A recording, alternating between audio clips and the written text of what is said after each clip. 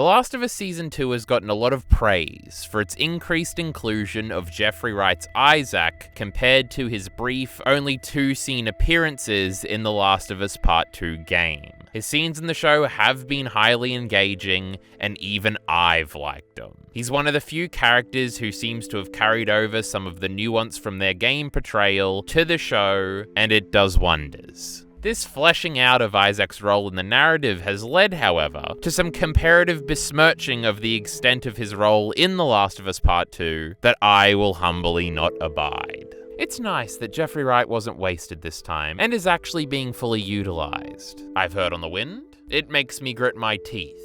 It makes me a little angry.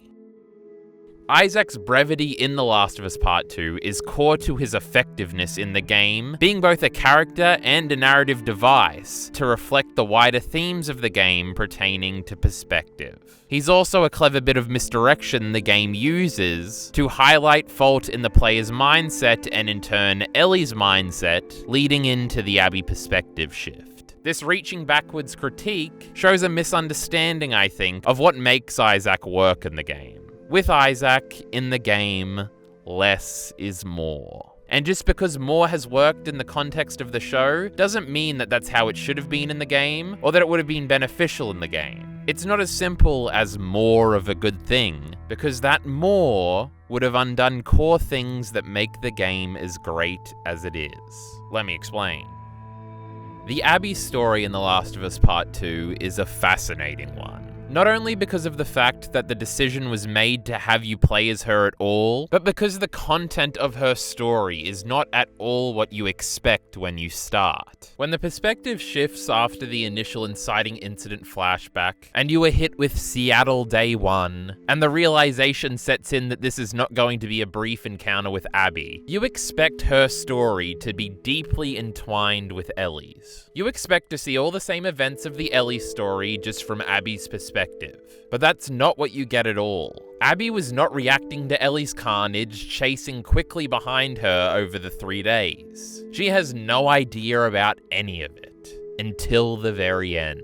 Abby was off on her own, almost wholly separate journey during Seattle Day 1, 2, and 3. The Abby story has basically nothing to do with Ellie. She doesn't even know Ellie's name until Tommy calls out for Ellie not to drop her weapon when he's at her feet. This is one of the key slow realizations that blow your mind on a first playthrough, as you slowly progress through the days. It recontextualizes your perception of this Abby versus Ellie conflict, and how one-sided the hatred really is. While you are submerged in Ellie's perspective, you single-mindedly obsess, like she has, with Abby and wanting to get vengeance for what she has done. You interpret everything around you to be about you, falsely. This whole group must be with Abby, and they must all have been in on the attack on Jackson and the murder of Joel. That's why it's okay to mow them all down. And then when you zoom out with Abby, you find out just how narrow-minded you've been, as the world and the story opens up. There's a shattering of this perspective through recontextualization immediately when you wake up as Abby on Seattle Day 1. When you realize how refined Wolf society is, how similar it is to Jackson, how big this group is, how armed they are, how normal they are. Seeing where Abby and Manny sleep and them interacting with people forces a more nuanced look at them. Our first scene with Isaac helps recontextualize and shatter our assumptions further. You can learn about Isaac during Ellie's story through notes and posters you find stricken about. You can learn about how he and the Wolves took over Seattle and hear about some of his more brutal practices. When you meet him here, you expect to be meeting the big bad of the game, Abby's boss, the person you assume must have put the hit out on Joel and must have ties to the Fireflies, leading to a want for vengeance against Joel for those he's killed and for what he stole from humanity. You expect him to tie more directly into Ellie's story, somehow, some way, anyway, but that's not what happens. Our first look at Isaac is him over the top of a naked Seraphite tied to a chair, torturing him. From this action and his demeanor, there's an immediate presence to Isaac that's felt by the way Abby and Manny interact with him. There's a dynamism there too. He's not one-note evil or one-note ruthless. There's a personableness to him as he talks and in the way he delivers his lines. There's an odd humor to him. He seems to be doing these terrible things out of a relentless practicality rather than a cruelty. And there's clearly a particularly close relationship between Abby and Isaac too, with how their interpersonal dynamic comes off.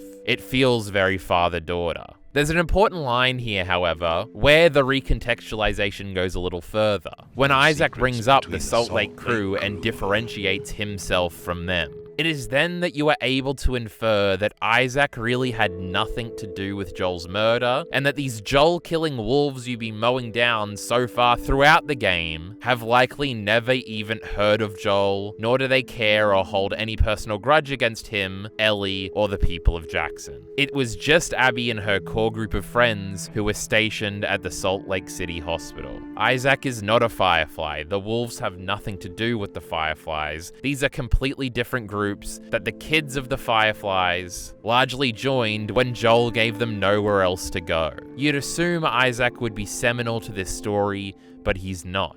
This full picture is a whole lot more complicated than that, and a lot of Ellie's and by proxy your assumptions were wrong. And you couldn't see it because, like Ellie, you were single-mindedly obsessed and couldn't see outside of yourself, or worse, probably didn't care. The introductory scene with Isaac is among the first indications that the Abby story, while itself being a twist, also is full of misdirection. It's not going to be what you were expecting. When we encounter Isaac again at the very end of Abby's story, it serves as a reminder of how far we've drifted from what we assumed her story to be about. By the time Seattle Day 3 is coming to a close and you have already saved Yara and Lev, and staved off ritual execution, journeyed all over Seattle with Lev, fought the Rat King, helped amputate Yara's arm, and chased Lev back to Scar Island, a lot has happened. And the divergence from what we expected, reacting to Ellie's action, isn't even felt anymore. Ellie and Joel and Isaac are all far out of sight and out of mind.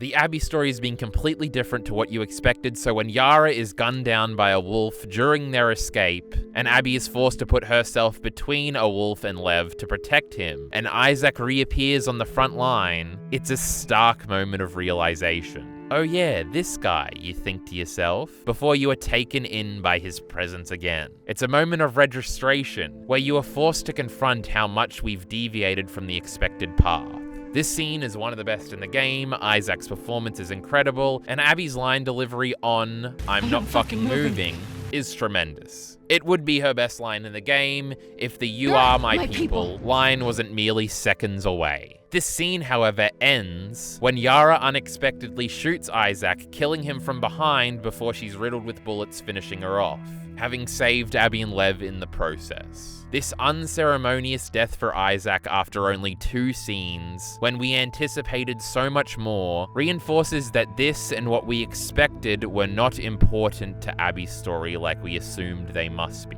What was important was something we and Ellie couldn't have even imagined because we didn't know anything. Isaac's 2 scenes, and only 2 scenes in the game, therefore bookend Abby's story, and he is used as a narrative device to reflect the player and Ellie's ignorance and bad assumptions about the reality of this wider story. A lack of perspective leads to ignorance. Killing Isaac off serves as a moment of reflection, for a second reminding you of your previous assumptions that you had at the beginning of Abby's story, and just how much your perspective has changed, and how single-minded you once were. It's a terrific little narrative device only possible due to Isaac's brevity. He's part of a bigger whole. Isaac was not underutilized in The Last of Us Part 2. Thank you to our members and patrons. That'd be Jockey Bacon, Cruel Beauty, Mr. Gems, and Elite RE.